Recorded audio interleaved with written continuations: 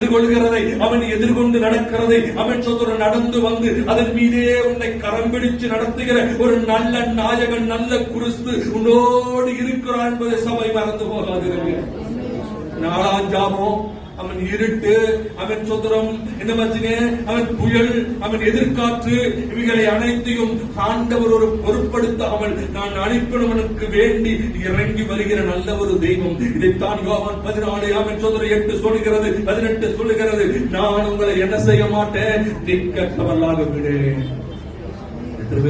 கொள்கிறதை அவன் எதிர்கொண்டு நடக்கிறதை அவன் நடந்து வந்து அதன் மீதே உன்னை கரம் பிடிச்சு நடத்துகிற ஒரு நல்ல நாயகன், நல்ல கிறிஸ்து உன்னோடு இருக்கிறான் என்பதை சபை மறந்து போகாது.